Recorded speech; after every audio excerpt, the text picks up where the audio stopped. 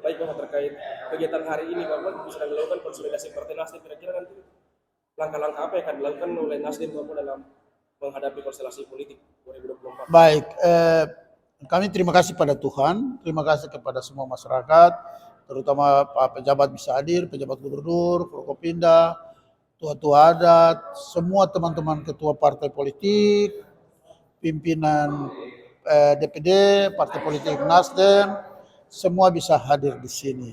Ibu-ibu dan undangan semua yang hadir di sini. Tokoh agama, tokoh masyarakat semua datang. Nah, kami hari ini peresmian kantor. Saya sebagai Ketua DPW Partai Nasdem Provinsi Papua Selatan bersama semua pengurus menyampaikan sekali lagi terima kasih untuk semua yang hadir dalam kegiatan hari ini. Pertama, pemberkatan. Terima kasih untuk Pastor Ever yang sudah Pastor Ever Sebun yang datang dan buat pemberkatan untuk kantor ini. Kantor ini sebagai tempat di mana kami Partai Nasdem, pimpinan saya di Provinsi Papua Selatan mau coba siapkan untuk bagaimana anak-anak negeri di sini ikut dalam pesta politik 2024 nanti. Jadi kan kita harus mengerti bahwa sebenarnya partai politik itu juga adalah bagian dari pengkaderan anak bangsa, bagian daripada penyaluran semangat kebangsaan dan kemampuan yang dimiliki oleh warga negara Republik Indonesia. Dan kami fokus juga untuk bagaimana anak-anak Papua yang ada bisa kami beri kesempatan di Partai Nasdem.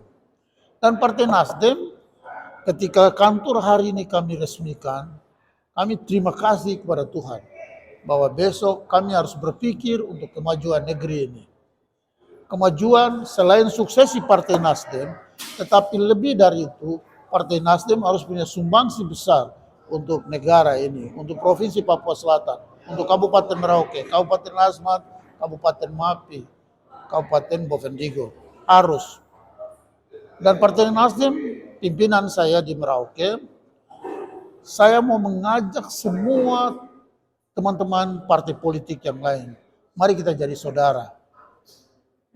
Mari kita sama-sama membangun negeri ini sebagai bagian dari negara kesatuan Republik Indonesia di Timur Nusantara. Mari kita bangun. Kita beri peluang kepada generasi Indonesia di negeri ini agar mereka bisa kita kader sebagai anak-anak bangsa di partai politik yang ada.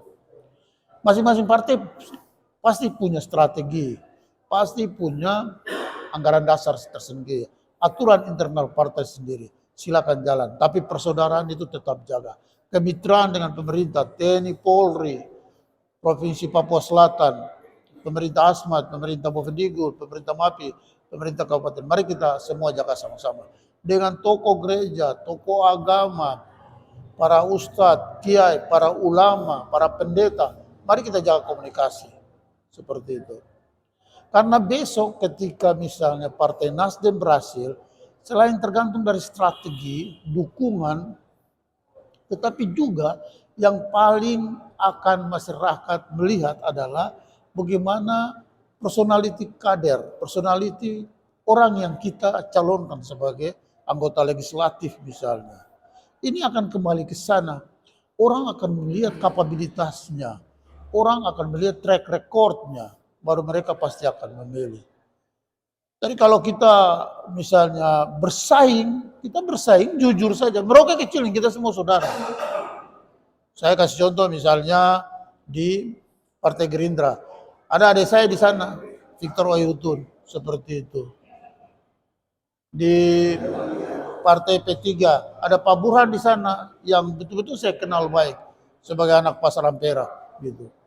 Tadi sebenarnya kita ini baku kenal dan mari kita bersaing baik. Kita jalan dengan penuh persaudaraan begitu.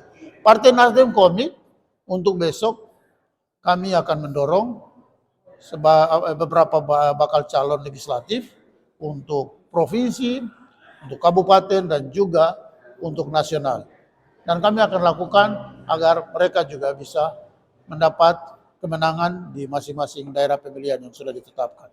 Ini pasti kami akan lakukan. Tetapi kami akan lakukan secara profesional. Begitu. kira-kira komitmen batin Pak Ketua DPW dengan anak-anak asli Papua, kira-kira realnya persentase untuk mengakomodir mereka itu tuh di dalam kepengurusan partai, lalu kemudian itu